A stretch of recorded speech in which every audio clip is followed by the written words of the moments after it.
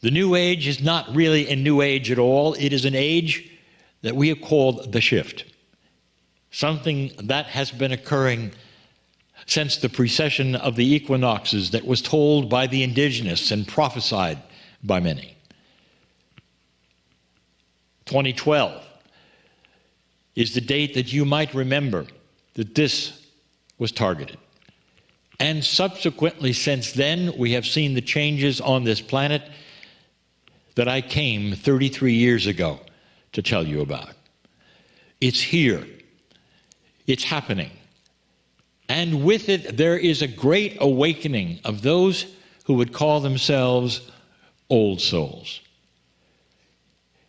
Again, there are those listening, perhaps, and wondering, are you an old soul? And what is an old soul? I will tell you this, you probably would not be watching this unless you were one. It's simply that which is a soul who has been through many lifetimes on the planet, and you're a little more savvy about how things work because of it. And how things work also is an awakening to who you might be in the scheme of things in a sacred way. Who are you? Have you been here before? Is there something called a creator? Is there a bigger picture than you were told by anyone on the planet that you're starting to sense, identify with? Is there perhaps a larger goal of why you are alive, why you exist, what is the meaning of life, is actually starting to become something you're asking yourself about, and it's making sense. What if before you there was a great deal more than you thought?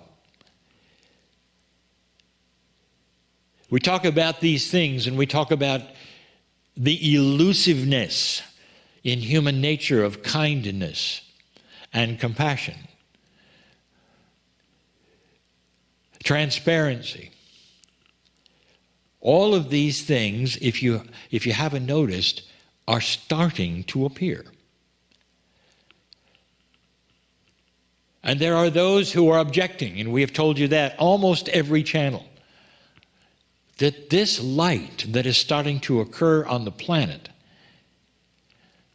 is starting to have those who don't want it. They would like to swat it away. They would like to say that all of these movements toward the lack of corruption, and all of these movements toward the essence, perhaps, of things belonging in integrity, instead of the way they have been for eons, that these things are perhaps just flashes in the pan and they shouldn't be there. And there are those who want to get rid of them before they fester, perhaps, with the public and become something the public really wants. All of this because there are those invested in dark energy. They're invested in it because it keeps those human beings in the dark, in an old energy, instead of an awakening energy that will create new leaders, that will create new ways and new systems.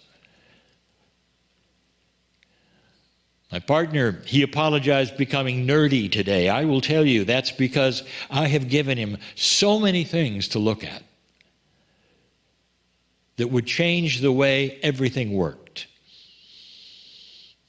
Sustainable energy systems forever without using any resources of the planet.